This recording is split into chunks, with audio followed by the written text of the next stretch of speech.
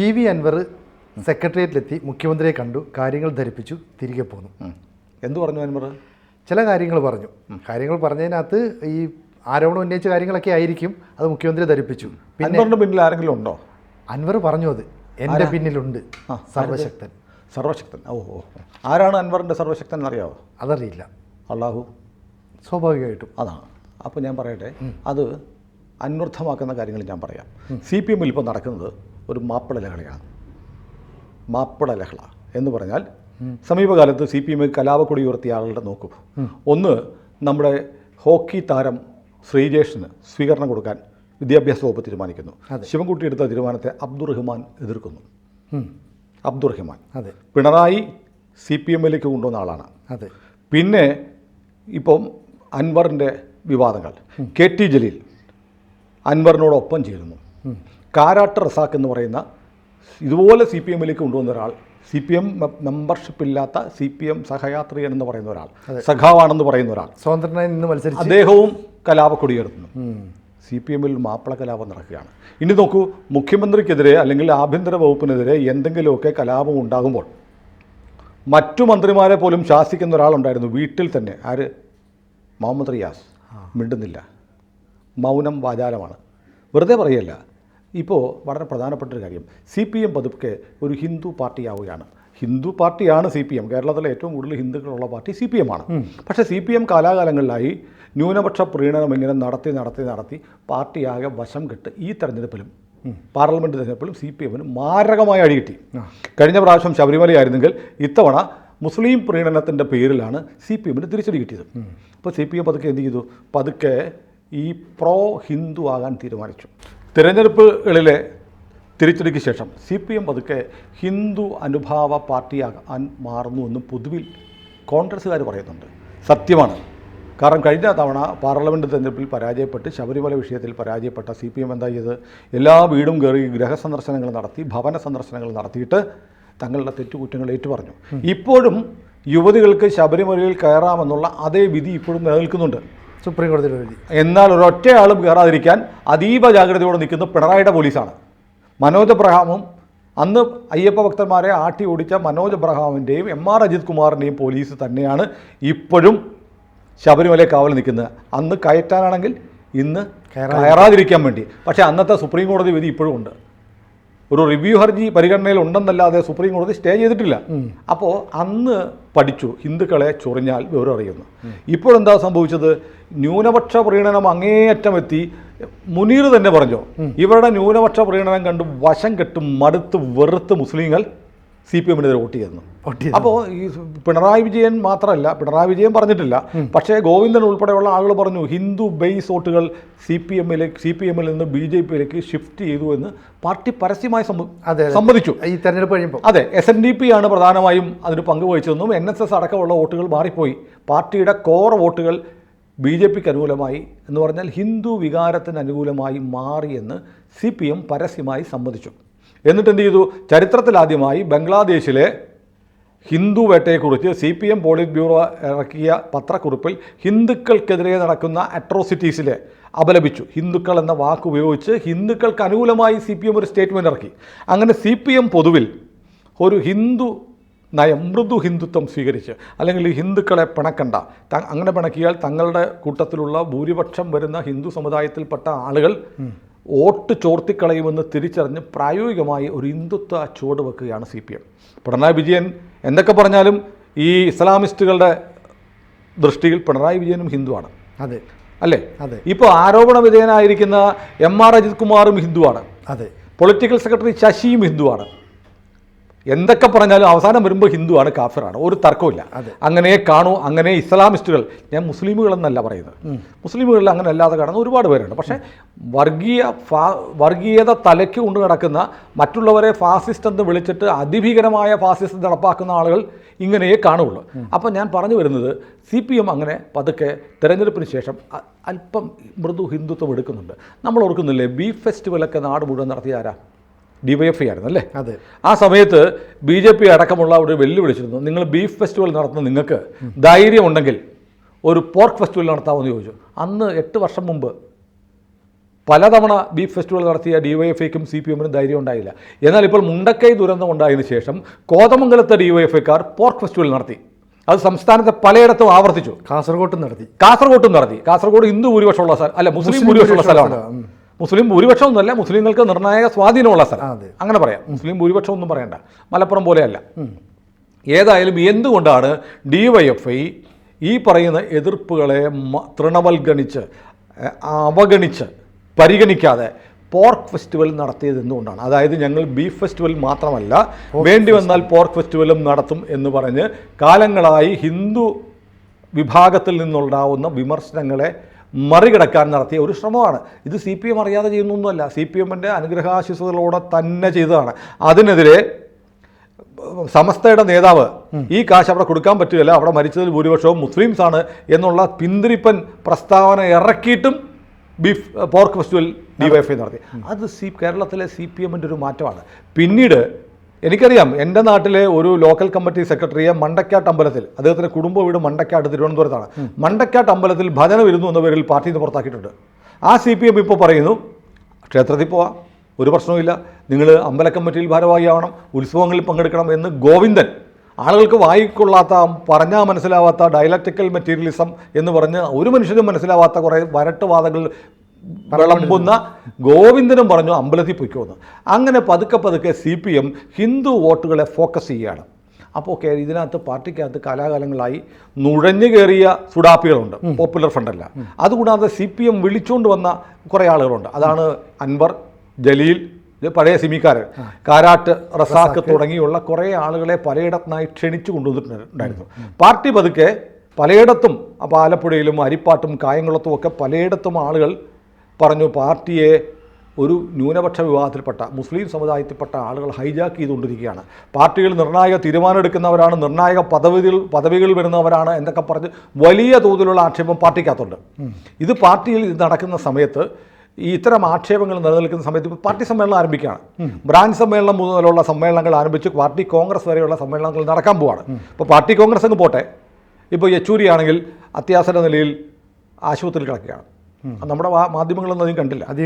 ഡൽഹിയിൽ അദ്ദേഹം ചികിത്സയിലാണ്, ക്രിട്ടിക്കലാണെന്ന് പറയുന്നു. അപ്പോൾ ജനറൽ സെക്രട്ടറിയുടെ കാര്യത്തിലൊക്കെ പുതിയ ജനറൽ സെക്രട്ടറിയെ സമ്മേളനത്തിൽ തിരഞ്ഞെടുക്കാനിരിക്കുകയാണ്. ഏതായാലും പാർട്ടി ബ്രാഞ്ച് സമ്മേളനം മുതലുള്ള സമ്മേളനങ്ങൾ നടക്കുമ്പോൾ പാർട്ടിക്കകത്ത് വലിയൊരു ചർച്ച ഉണ്ടാവാൻ വേണ്ടിയുള്ള ചില ശ്രമങ്ങൾ ഇപ്പോൾ ആരംഭിച്ചിരിക്കുകയാണ് അൻവറൊക്കെ. അതായത് ഇവർ നോക്കുമ്പോൾ CPMനെ കൈപ്പിടിയിലൊതുക്കി സമസ്ത ഉൾപ്പെടെയുള്ള ആളുകൾ പറയുന്നത് എന്തും കേൾക്കുന്ന ഒരു പാർട്ടിയായിരുന്നു ഏതാനും മാസങ്ങൾക്ക് മുമ്പ്. ജെൻഡർ ന്യൂട്രൽ യൂണിഫോം, ഒരേ തരത്തിലുള്ള യൂണിഫോമുകൾ കുട്ടികൾക്ക് നടപ്പാക്കുന്നതിനെ സമസ്ത എതിർത്തു, നടപ്പായില്ല. ഒരു മിക്സഡ് സ്കൂളുകൾ പറഞ്ഞു, സമസ്ത എതിർത്തു, നടപ്പാക്കിയില്ല. എന്തിന് ശ്രീറാം വെങ്കിട്ടരാമനെ ആലപ്പുഴ കളക്ടറാക്കുന്നതിനെ മുസ്ലിം സംഘടനകൾ എതിർത്തു, അതുകൊണ്ട് അവിടുന്ന് മാറ്റി, അവിടെ ആക്കിയില്ല.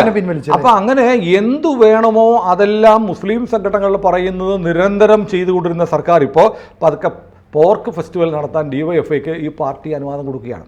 പതുക്കെ തങ്ങളുടെ കയ്യിലേക്ക് സമഗ്രാധിപത്യം പോലെ കിട്ടിയ CPMൽ തങ്ങളുടെ പിടിയൊന്ന് അയയുന്നു എന്ന് ഇസ്ലാമിസ്റ്റുകൾക്ക് തോന്നിയിട്ടുണ്ട്. കാരണം CPMന് അടുത്ത 25-30 വർഷം തങ്ങളുടെ കയ്യിൽ വെച്ച് ഇതിനെ സമ്പൂർണ്ണമായി Communist Party of India Marxist എന്നതിന് പകരം കമ്മ്യൂണിസ്റ്റ് പാർട്ടി ഓഫ് ഇന്ത്യ മുസ്ലിമാക്കി മാറ്റാനുള്ള ശ്രമം നടക്കുന്നുണ്ടായിരുന്നു. ആ ശ്രമത്തിൻ്റെ ഭാഗമായി ഇസ്ലാം വൽക്കരിക്കാൻ നടക്കുക ഒരു ശ്രമം. നോക്കൂ, ഒരു കാലത്ത് CPMൻ്റെ ഏറ്റവും വലിയ വക്താവ് ജലീലായിരുന്നു. അതെ, പാർട്ടിക്ക് എന്ത് പ്രശ്നമുണ്ടെങ്കിലും ജലീലായിരുന്നു മറുപടി പറയുന്നത്. പാർട്ടിക്കും പിണറായി വിജയനും ഇതുപോലെ തലവേദന ഉണ്ടാക്കിയ ഒരാളും വേറെയില്ല. വളരെ പോളിഷ്ഡായിട്ട് നിൽക്കുന്ന ജലീലിനെ പോലെ കടുത്ത വർഗീയമായ വിഭാഗീയമായ നിലപാടെടുത്ത് എന്തിന് സർക്കാർ വാഹനത്തിൽ ഖുറാൻ കൊണ്ടുപോകാൻ വരെ തയ്യാറായ ആളാണ് ജലീൽ. അല്ല, അതിന് തെറ്റു പറയാൻ പറ്റുമോ? സിമിന്ന് വന്ന ഒരാളല്ലേ. അതെ, അപ്പോൾ അത്തരം നിലപാടുകൾ എടുത്തിട്ടുള്ള ആളുകളുടെ കയ്യിലായിരുന്നു പാർട്ടി. പതുക്കെ ആ പിടിയഴിഞ്ഞ് പതുക്കെ ഒരു മൃദു ഹിന്ദുത്വം CPM സ്വീകരിക്കുന്നതിൽ പാർട്ടിക്കകത്ത് പിണറായി വിളിച്ചുകൊണ്ടുവന്നവർ ഉൾപ്പെടെയുള്ള ഇസ്ലാമിസ്റ്റുകൾക്കുണ്ടാവുന്ന അസഹിഷ്ണുത പൊട്ടിയൊലിക്കുകയാണ്. പിണറായി വിജയൻ ഈ നിലപാടെടുത്താൽ പിണറായി വിജയനെ മാറ്റും.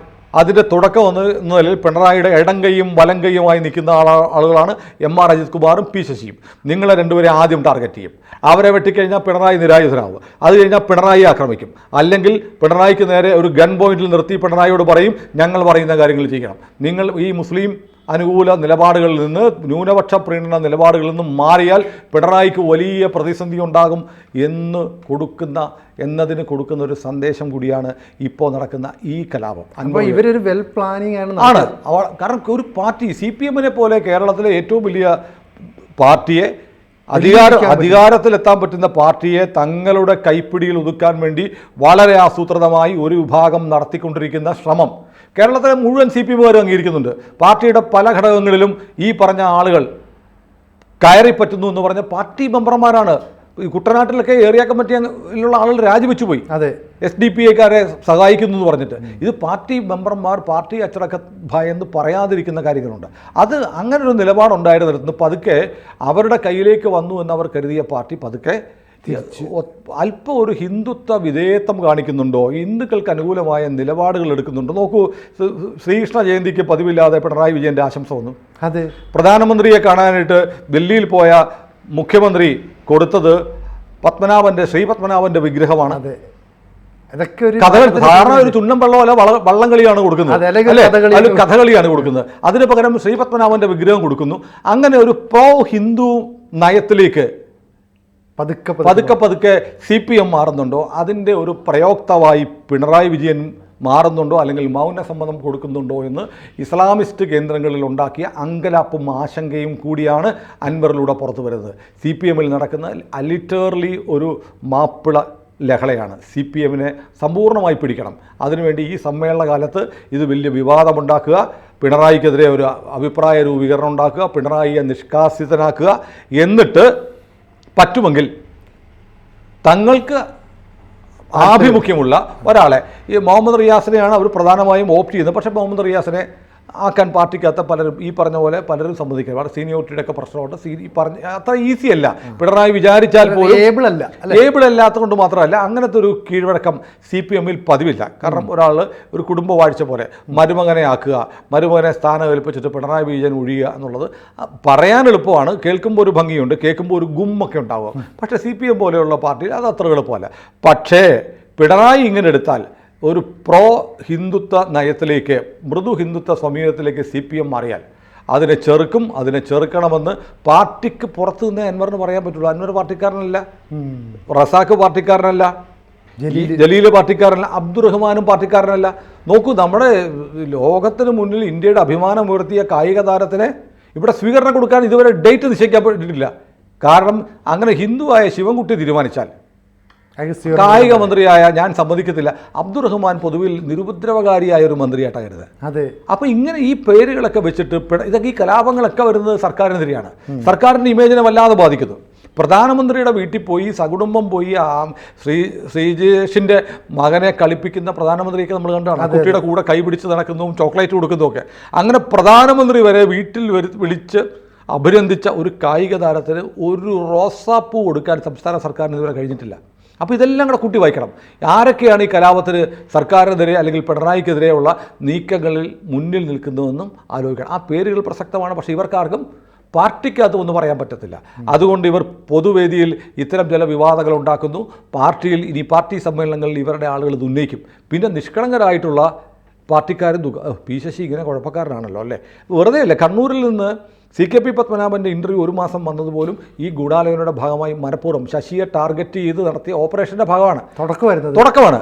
അതും അൻവർ അറിയാതെ ഒന്നും വന്നതാവാൻ സാധ്യതയില്ല. ഈ പറഞ്ഞ ഒരു പ്രത്യേക ഗ്രൂപ്പിൻ്റെ അറിവോടും സമ്മതത്തോടും കൂടി ഓപ്പറേറ്റ് ചെയ്ത് ശശിയെ ഉന്നം വെക്കണം. അതിനുവേണ്ടി പഴയ പരാതികൾ, പഴയ ആക്ഷേപം ഉന്നയിച്ച ആളുകളെ വീണ്ടും ലൈവാക്കുക. അതിനുവേണ്ടി മുഖ്യധാരാ മാധ്യമങ്ങളെ ഇപ്പോൾ വിളിച്ചിട്ട് അൻവർ വിളിച്ച് ഒരു ബൈറ്റ് എടുക്കണം എന്നൊക്കെ പറഞ്ഞാൽ ഏഷ്യാനെറ്റ് ചെയ്യത്തില്ല. ഏഷ്യാനെറ്റ് ഭയങ്കര ശത്രുതയാണ്. അൻവറിനോട് അത്ര വലിയ മമത ഒരുമാതിരിപ്പെട്ട ചാനലുകൾക്കൊന്നുമില്ല. അതുകൊണ്ട് ലോക്കൽ മീഡിയയെ കൊണ്ട് ചെയ്യിക്കുന്നു. അതൊരു സെൻസേഷണൽ ഐറ്റം ആവുന്നു. പ്രത്യേകിച്ച് ശശിയെ ടാർഗറ്റ് ചെയ്യുന്നതാവുന്നതുകൊണ്ട് അതിന് വാർത്താ പ്രാധാന്യം കിട്ടും. മറ്റ് ചാനലുകൾ ഏറ്റെടുക്കുമെന്നറിയാം. അത് വളരെ കൃത്യമായി, വളരെ കണിശമായി പ്ലാൻ ചെയ്ത ഒരു ഓപ്പറേഷൻ. പിണറായിയെ അട്ടിമറിക്കുക എന്ന് പറഞ്ഞാൽ പിണറായി മുൻകാലങ്ങളിൽ ചെയ്തിട്ടുള്ള ദ്രോഹങ്ങളൊന്നും മറക്കാൻ പറ്റില്ല. പ്രത്യേകിച്ച് ശബരിമല കേസിലൊക്കെ പിണറായിയുടെ പോലീസ് എടുത്തെടുത്ത, പിണറായി അക്കാലത്തെടുത്ത നിലപാടുകൾ ഒട്ടും മറക്കാൻ പറ്റില്ല. നാമജപ ഘോഷയാത്രയെ തെറിജപ ഘോഷയാത്രയെന്നും അക്രമമെന്നൊക്കെ വിശേഷിപ്പിച്ച പിണറായിയുടെ നിർഭാഗ്യകരമായ ഒരു സ്റ്റേറ്റ്മെൻ്റ് ഉണ്ട്. അതൊന്നും നമുക്ക് മറക്കാനും പൊറുക്കാനും കഴിയാത്തതാണ്. കേരളത്തിലെ ഹിന്ദുക്കൾ മറക്കത്തുമില്ല. പക്ഷേ ഇപ്പം പിണറായി ദുർബലനായാൽ അധികാരത്തിൽ വരാൻ പോകുന്ന പാർട്ടിയുടെ കടിഞ്ഞാൺ ഈ ഇസ്ലാമിസ്റ്റുകളുടെ കയ്യിലേക്ക് പോകും. Communist Party of India Marxist, communist Party of India മുസ്ലിമായി മാറും. അതിനുള്ള തിരിച്ചറിഞ്ഞു. അത് പിണറായി തിരിച്ചറിഞ്ഞിട്ടുണ്ടാവണം.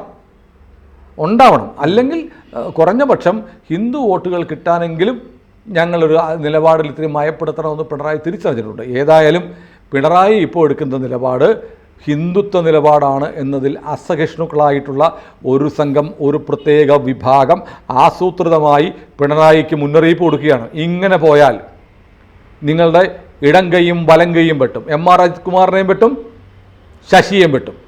കാരണം ഇവർ മൂന്ന് പേരും ഇവരുടെ ഭാഷയിൽ പ്രഖ്യാപിത ശത്രുക്കൾ മാത്രമല്ല, പേരുകൊണ്ട് ഹിന്ദുക്കളാണ്, ജന്മം കൊണ്ട് ഹിന്ദുക്കളാണ്. എത്ര കമ്മ്യൂണിസം പറഞ്ഞാലും നമ്മൾ കണ്ടില്ലേ, ഇവിടെ മറ്റേ ബംഗ്ലാദേശിൽ ഒരു ഇടതുപക്ഷക്കാരായിട്ടുള്ള പത്രപ്രവർത്തകരെ ഹിന്ദു ആയതുകൊണ്ട് പ്രസ് ക്ലബിൻ്റെ സെക്രട്ടറിയെ തല്ലിക്കൊന്ന് കെട്ടിത്തൂക്കി. കാരണം എത്ര വിപ്ലവം പറഞ്ഞാലും കമ്മ്യൂണിസ്റ്റ് പാർട്ടി നേതാവായെന്ന് പറഞ്ഞാലും നീ പേരുകൊണ്ട് ജന്മം കൊണ്ട് ഹിന്ദു ആയതുകൊണ്ട് നീ കൊല്ലപ്പെടേണ്ട ആളാണ് എന്ന് പറയുന്ന പോലെ, നീ പേരുകൊണ്ട് ഹിന്ദു ആയിരിക്കെ നീ ഞങ്ങൾക്ക് വേണ്ടി വെള്ളവും വളവും ഒഴിച്ചു തന്നാൽ നീ ഓക്കെയാണ്. പക്ഷേ എപ്പോഴെങ്കിലും നീ നിൻ്റെ വിഭാഗത്തിന് അനുകൂലമായി ഒരു ഫേവർ കാണിച്ചു തുടങ്ങിയാൽ നിന്നെ ഞങ്ങൾ വെറുക്കും എന്നതിൻ്റെ ക്ലാസിക് ഉദാഹരണമാണ് ഇവിടെ പിണറായി. എൻ്റെ വ്യക്തിപരമായ അഭിപ്രായം, ഈ യുദ്ധത്തിൽ പിണറായി തോൽക്കാൻ പാടില്ല. പിണറായി തോറ്റാൽ കമ്മ്യൂണിസ്റ്റ് പാർട്ടി ഓഫ് ഇന്ത്യ മാർക്സിസ്റ്റിനെ എന്നേക്കുമായി കൈവിട്ടു പോകും. ഇത് വളരെ കണിശമായി പ്ലാൻ ചെയ്ത ഒരു ഓപ്പറേഷനാണ്, ഗൂഢാലോചനയുടെ ഭാഗമാണ്. അത്ര നിഷ്കളങ്കമൊന്നുമല്ല. ഏതായാലും പിണറായി ഇത് തിരിച്ചറിഞ്ഞിട്ടുണ്ടെന്ന് തോന്നുന്നു. അൻവർ വന്ന പോലെ അങ്ങ് മടങ്ങിപ്പോയി. MR അജിത് കുമാറിനെ തൊട്ടിട്ടില്ല. ശശിയെയും തൊടാൻ പിണറായി സമ്മതിക്കുമെന്ന് തോന്നുന്നില്ല, ചുരുങ്ങിയ പക്ഷം പാർട്ടി സമ്മേളനങ്ങൾ പൂർത്തിയാവുന്നതുവരെ. പിന്നെ പിണറായി അങ്ങനെയൊന്നും വെട്ടാൻ പറ്റില്ല സിനു. കാരണം പിണറായി അംഗം പഠിച്ചത് എവിടുന്നറിയോ? VSൻ്റെ കളരിയിൽ നിന്നാണ്. VSൻ്റെ കളരിയിൽ നിന്ന് VS ആരോട് അംഗം വെട്ടിയത്? ബാലാനന്ദനടക്കമുള്ള CITU ഗ്രൂപ്പിനോടാണ് അംഗം വെട്ടിയത്. പാലക്കാട് സമ്മേളനം ഓർമ്മയുണ്ടല്ലോ.